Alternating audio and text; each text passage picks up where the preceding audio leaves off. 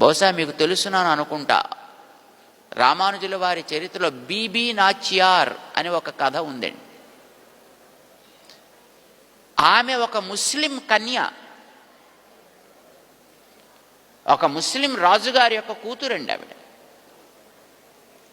వాళ్ళు ఎప్పుడో వచ్చినటువంటి ఒక ఉద్యమంలో ఆలయాల్లో ఉండే విగ్రహాలన్నీ తీసుకెళ్ళి ఎక్కడో ఒక చోట డంప్ చేశారు.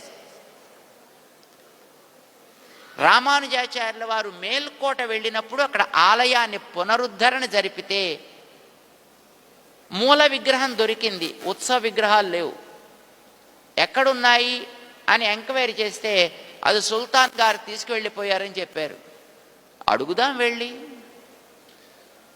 ఆయన కూడా మనిషే కదా, మనం అడగాల్సిన క్రమంలో అడిగితే బహుశా తప్పకుండా ఆయన ఇస్తాడు అని తనతో పాటు భక్తులందరినీ తీసుకుని వెళ్ళి ఆయన దగ్గర, అయ్యా మా విగ్రహాలను మాకు ఇప్పిస్తే తీసుకెడతాము అని అడిగారట.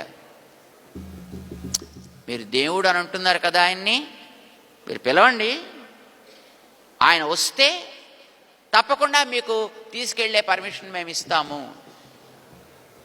రామానుజుల వారు మహాయోగి కనుక ఆ సభలోనే వారు అక్కడ కూర్చుని అక్కడ ఉండేటటువంటి ఆ తిరునారాయణ స్వామి ఆయన్ని ప్రార్థన చేస్తే ఆ విగ్రహం వారి ఒడిలోకి వచ్చిందిటండి.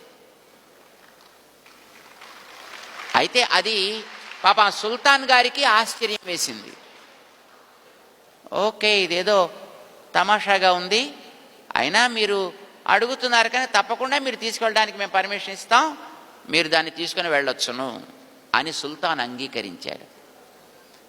రామానుజుల వారు ఒక రిక్వెస్ట్ పెట్టారటండి, అయ్యా మేము ఉండేది కర్ణాటకలోనూ, ఇది ఢిల్లీ కదా, దూరం చాలా ఉంది, మాకేమైనా కొన్ని గుర్రాలను ఇప్పిస్తే దాని మీద మేము అందరం తీసుకుని వెడతాం సార్.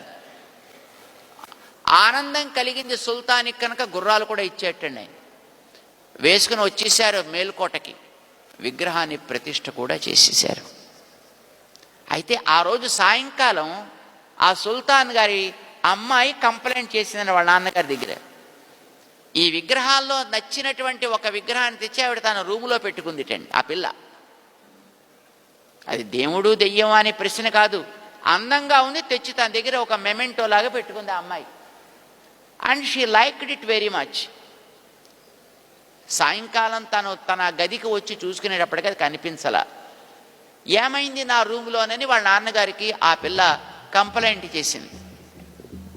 ఇది ఫలానా తను మధ్యాహ్నం వచ్చినటువంటి ఆ సాధువు గారికి ఇచ్చింది ఇదే అని ఈయనకి తర్వాత తెలిసి, అయ్యో మరి ఆయనకి ఇచ్చేసాం కదా, ఆయన తీసుకువెళ్ళిపోయాడు అమ్మాయి అని చెప్పేట సుల్తాన్. I want to go and see that. ఆ పిల్ల నిర్బంధించింది, మరి పంపించాలి కదా. అయితే మరి రాజుగారి కూతురాయి ఎలా పడితే అలా రాలేరు కదా. పొద్దున్న బయలుదేరితే కొంతసేపు ప్రయాణం చేయాలి, ఆగాలి, రెస్ట్ పుచ్చుకోవాలి. మరి కొంతసేపు ప్రయాణం చేస్తే మళ్ళీ అక్కడ ఆగాలి, రెస్ట్ పుచ్చుకోవాలి, కాస్త ఏదైనా నాస్తా గిస్తా చేయాలి. ఆ అమ్మాయి చేరడానికి 7 days పట్టింది. కానీ అప్పటికే అక్కడ విగ్రహాన్ని మళ్ళీ పునః ప్రతిష్ఠ చేసేసారు రామానుజుల వారు. అక్కడ దాకా వచ్చిన ఆ పిల్ల గుమ్మం దాకా వచ్చింది. ఇక ఆ లోపలికి మరి ఆ అమ్మాయిని పంపించలేదు. నేను పెట్టుకున్నటువంటి అక్కడికి నన్ను పంపించట్లేదనే దుఃఖం కలిగేటప్పటికి ఆ దుఃఖాన్ని తట్టుకోలేక ఆ అమ్మాయి అక్కడే ప్రాణం వదిలిపెట్టేసింది. మనం గుర్తించాల్సింది ఇక్కడ ఒక ఆశ్చర్యం ఉందండి. ఆమె ఒక ముస్లిం పిల్ల, కానీ తను ప్రేమించినటువంటి ఆ వస్తువు కోసం ప్రాణాలు ఇచ్చింది.